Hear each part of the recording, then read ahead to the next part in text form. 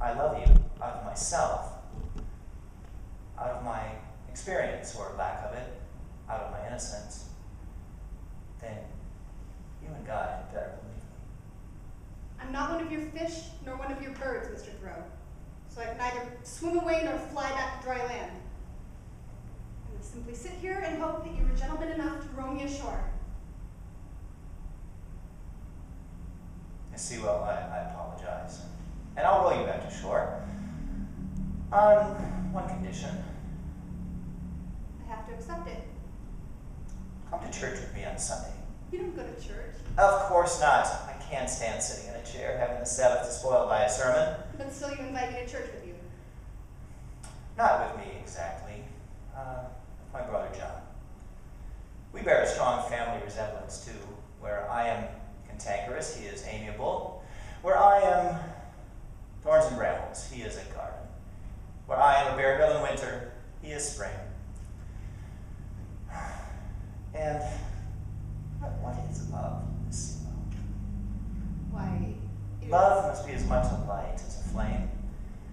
The object of love expands and grows before us to eternity until it becomes all that is lovely, and we become all that can love. That is quite eloquent, Mr. Thoreau. But how do you know that your brother would like to take me to church? Didn't you notice that day in Haywood's Meadow when he proposed to you? He barely spoke to me. That's why you didn't hear him. You missed the eloquence of his silence. Good day, Mr. Thoreau. Thank you for making transcendentalism so clear.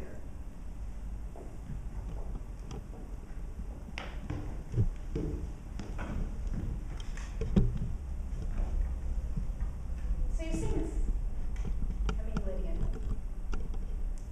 there really was a reason why I fell in love with John. I could never understand what Henry was saying to me. It was like talking to the sun. Whenever he'd ask me a question, I'd go blank, like a cloud covering his face. John was much kinder. It was like the glow of a full moon. He lit up my life. Made it soft. Oh, yes, they were quite complimentary. As my husband always says of Henry, though, he is unique. He lived with us for a year while Waldo was in Europe. Henry loves to take people on that boat right up to Concord, myself included. Oh, here is Margaret Fuller. Hello, my dear Lydia. So sorry to not be on time. My editorial duties at the Dial forced me to delay my departure. Hello, Miss Fuller. I was just leaving. I will let you have a chat while I deal with necessary errands. Farewell. I'm sure I've caused more than one man to leave in a hurry due to my lack of charms, and according to Hawthorne, my defective and evil nature, though I am not so used to women doing the same thing. We were just speaking of our dear friend Henry and his brother John, and poor Ellen almost broke into tears. Losing John affected all of us deeply. Have you seen Henry of late? Henry, he so loves the river. Such wonderful boat rides we've enjoyed together. Why, just last week, we were...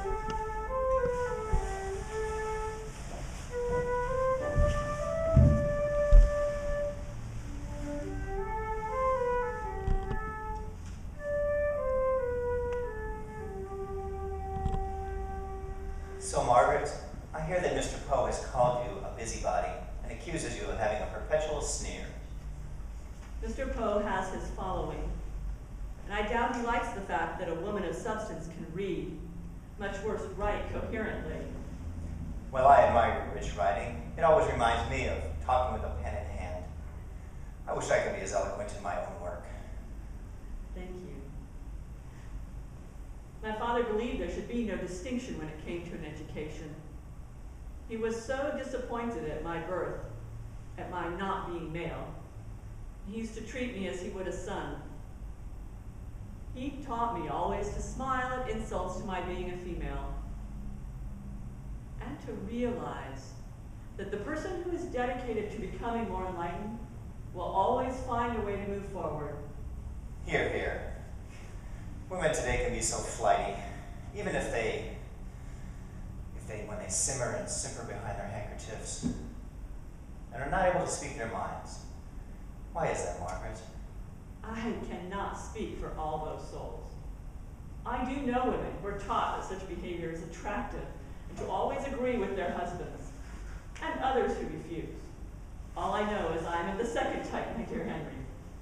Yet I am thought to be so fierce and straightforward with my words that people like Hawthorne and Poe ridicule me. God, let the devil take her. I like what I do best, and that is writing.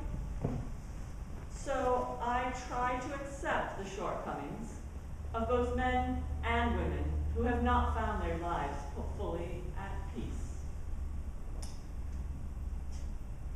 What if I should find my peace only on this water?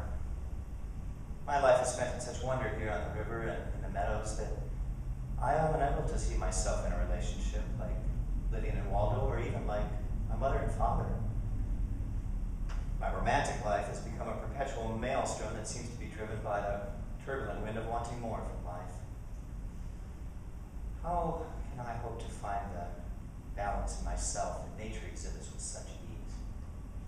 Well, how can you expect to nurture a relationship when you're happiest alone with nature? I certainly haven't found anyone who can navigate the waters of my mercurial emotions. We must look to the existence we have created in our lifetime, Henry. We live in a nation and a time that allows us to be challenged. America has produced far too many incentives for us to remain common. I'm excited to exist on this earthly river with you. And I with you. I'm never unhappy reading a treatise by you or by Waldo. Our literature is a means of mutual interpretation, and we can share our insights until we die. There you go again, Margaret, talking with a pen in hand.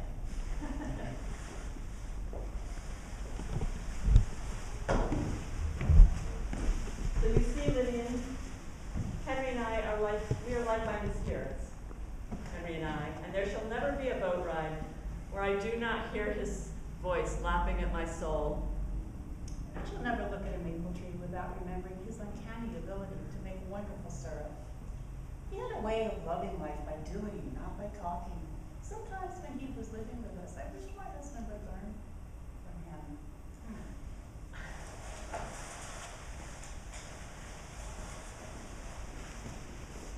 Yes, I gave Henry a place to stay when he was not teaching, and he tutored our son, along with doing odd jobs around the house. He and his brother and his father ran a graphite business. But Henry only joined them when his finances were depleted, or when he had to continue the business because his father died.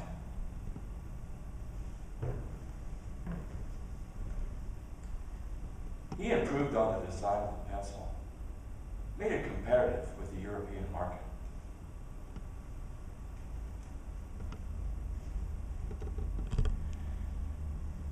There was an illness that afflicted this land called consumption. It did not bode well for our families.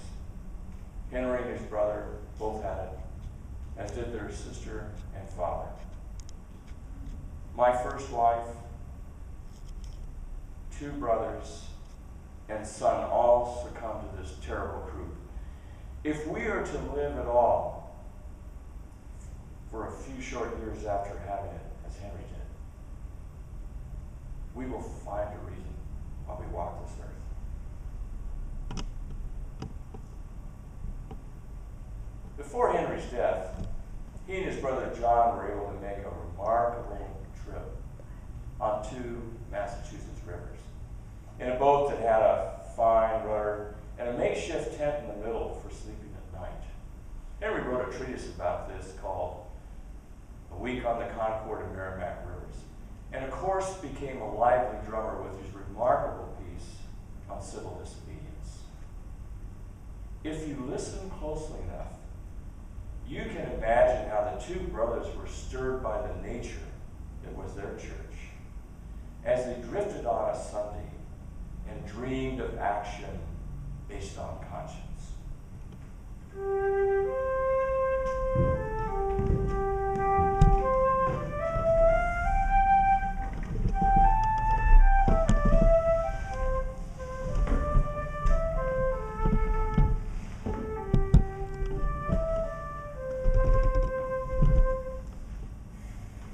The Mississippi, the Ganges, and the Nile all have a kind of personal importance in the annals of the world.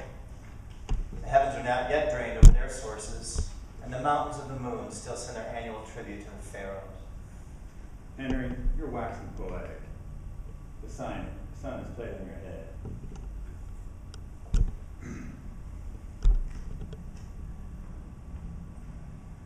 These great rivers are the natural highways of all nations, not only leveling the ground and removing obstacles from the path of the traveler, but conducting him through the most interesting scenery, the most populous portions of the globe, and those places where the animal and vegetable kingdoms attain their greatest perfection. Stop moving around so much. You'll only make the bandage get into a mess again. How you ever managed to slice off a fingertip while shaving? You never could deal with illness, could you?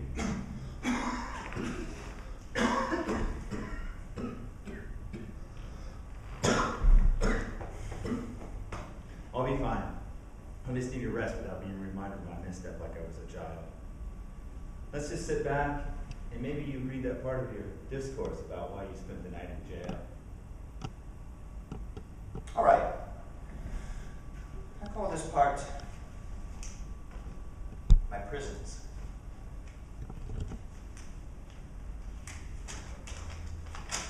But to speak practically and as a citizen, unlike those who call themselves no government men, I ask for not at once no government, but at once a better government. Let every man make known what kind of government would command his respect, and that will be one step toward attaining it. Confucius said, if a state is ruled by the principles of reason, misery and poverty are subjects of shame.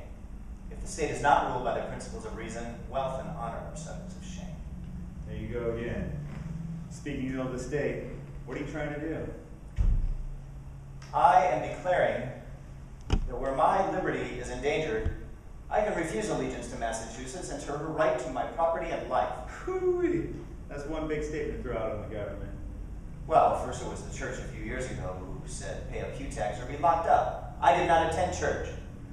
Our family did, and I saw no reason to pay it. Unfortunately, some others did, and so I made a statement. Let it be known by all men, by those present, that I, Henry Thoreau, do not wish to be regarded as a member of any incorporated society of which I have not joined. That's still, I'm sure they like that. Well, they continued to come after me.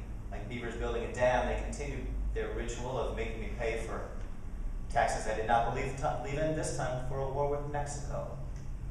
Henry, get on with your story. Because I have paid no poll taxes for 6 years, I was put into a jail for one night. And as I stood considering the walls of solid stone 2 or 3 feet thick, the door of wood and iron a foot thick, I could not help being struck with the foolishness of that institution, which reminded me as if I were flesh and bones to be locked up. It was a jail, Henry. That's what they're made of, rocks and iron. I did not for a moment feel confined. Thus the state never intentionally confronts a man's sense, intellectual or moral, but only his body, his senses. It is not armed with superior physical strength, or superior wit or honesty, but with superior physical strength. I was not born to be forced. I will breathe after my own fashion. Yes, but will you breathe easily if you remain in that cold jail a long time? It was like traveling into a far country such as I had never expected to behold. To lie there for one night, it seemed to me that I had never heard the town clock strike before, nor the evening sounds of the village, before we slept with the windows open. It was to see my native village in the light of the Middle Ages, and our Concord was turned into a Rhine stream, and visions of knights and castles passed before me. They were the voices of old burghers that I heard in the streets. I was an involuntary spectator and auditor of whatever was done and said in the kitchen of the adjacent village inn. A wholly new and rare experience to me. It was a closer view of my native town. I was fairly inside of it. Did you have to work the next day? No, after a breakfast of chocolate and brown bread, my neighbor was let out to work at haying, and I was released. Just like you. Guess I'm gonna bail you out. I did not ask for it, but I realized that my neighbors were not willing to lose either their land or their good name for what they believed in. And our aunt felt sorry for me.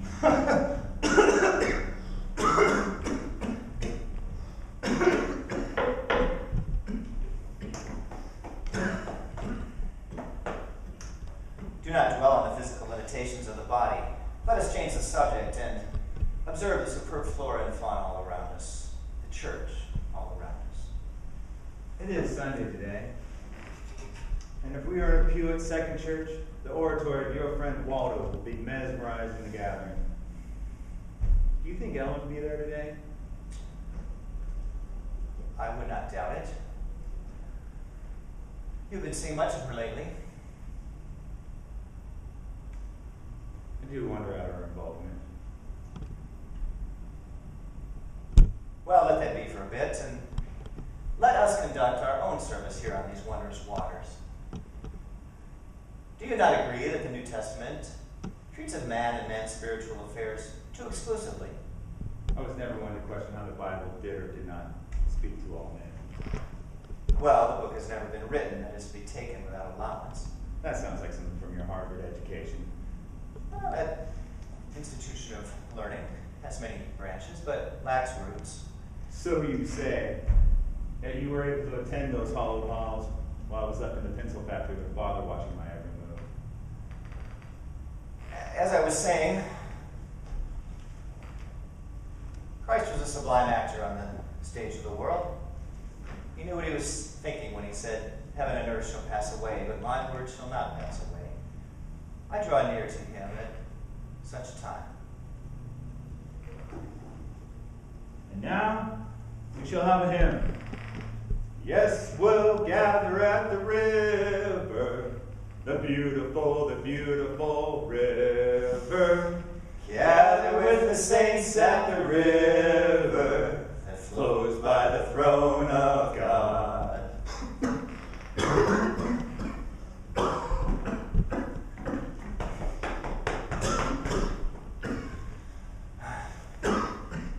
That has always been one of my favorite hymns. Now back to my sermon. Even though Jesus was a healer, a rabbi, and a spiritual leader, yet he taught mankind imperfectly how to live. His thoughts were all directed toward another world. There is another kind of success than his. Even here we have a sort of living to get and must buffet it a little longer. Say on, old sage. There are various tough problems yet to solve, and we must make a shift to live between spirit and matter, to exist in a human form as best we can. Hear, hear. The sort of morality which the priests inculcate is a very subtle policy, far finer than the politicians. And the world is very successfully ruled by them as the policemen. It depends on if you're a Lutheran, Baptist, Methodist, or Unitarian minister as to how successful your fiery tirades make the flock submit to their obligations of monetary support. It is not worth the while to let conscience and our imperfections disturb us always. Conscience is instinct bred in the house. Thinking and feeling propagate the sin by an unnatural breeding in and in. I say, turn it outdoors, into the moors. I love a life whose plot is simple and does not thicken with every pimple. A soul so sound no sickly conscience finds it. That makes the universe no worse than it finds it. Yes, I know your poem well. I sing its praises till the day I die. That be our benediction. Let us enjoy this heavenly Sunday with no more talk of conscience. Let us live now. Amen. Amen.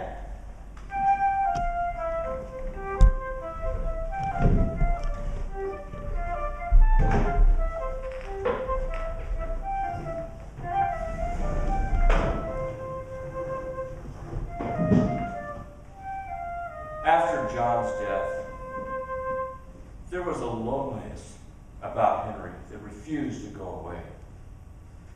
We had a discussion on one walk about an experiment he wished to perform.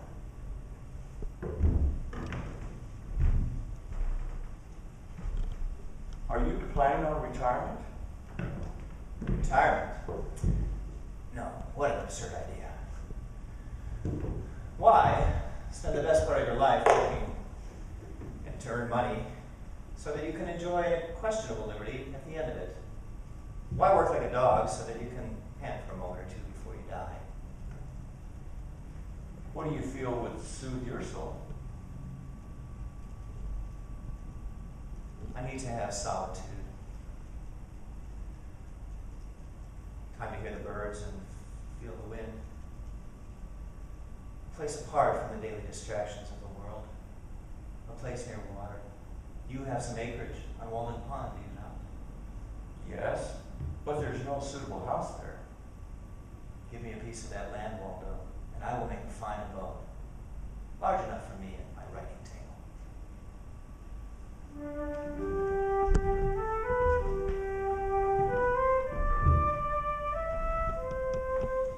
I always enjoyed his honesty. That's when he got my permission to build a small house, not more than 10 by 15 feet on Walden Pond. He built it all of his own hand, added a fireplace to keep warm in the winter, and wrote his memoirs for the next 2 years.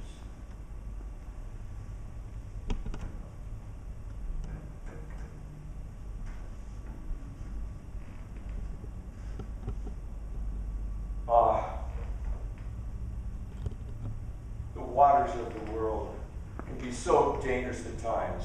They can swoop around one's soul and be unforgiving in their tenacity. I shall never forget one tragic event that fragmented our friendship and yet remains at the core of who we chose to be. When Margaret and her baby had been reported missing in a shipwreck just off the coast, Henry and I hurried to the site to see if there were any survivors.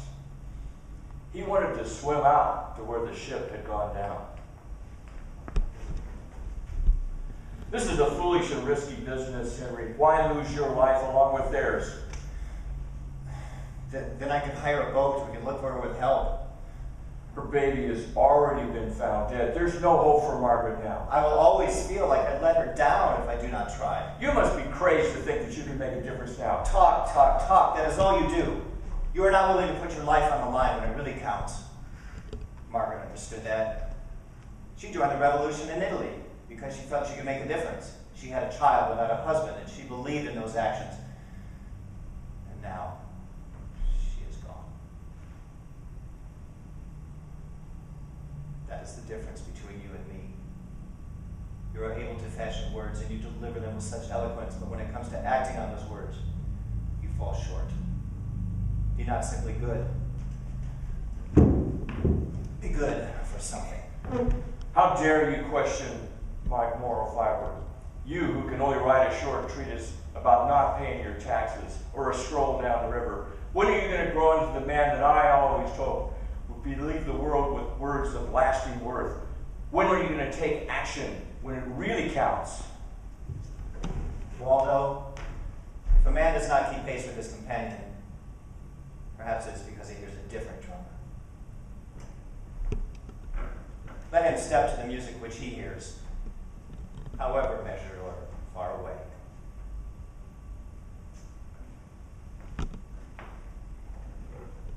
We barely talked all the way back to Concord. He went off to Canada with the Unitarian minister Ellery Channing to get away for a bit. But he never did write that great manuscript. And now he's gone. At the very young age of 44. And his life remains one of eloquent beauty.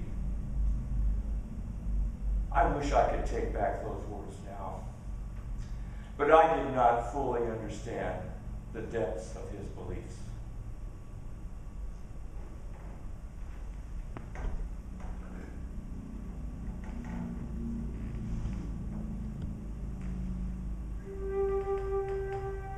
back to Walden Pond now. I go there often, as I often did before.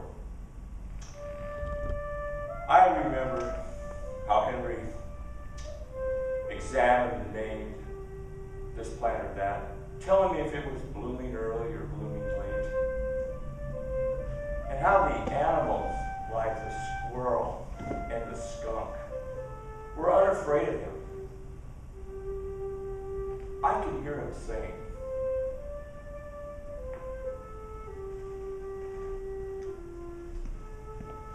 I went to the woods because I wished to live deliberately, to front only the essential facts of life and see if I could not learn what they had to teach, and not when I came to die discover I had not lived. I did not wish to live what was not life, living is so dear, nor did I wish to practice resignation unless it was quite necessary. I wanted to live deep and suck out the marrow of life, to drive life into a corner and reduce it to its lowest terms. to live deep and suck out the marrow of life. Henry lived his life fully, no looking back and wishing things were different.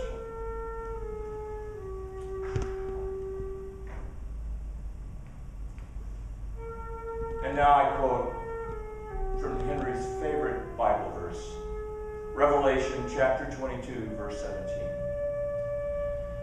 And the Spirit and the bride say, Come. Let him that is athirst come. And whosoever will, let them take of the water freely. Good day to all you kind members of the Lyceum. May you find the peace that the memories of Henry bring as they fall upon the waters of our life. Amen.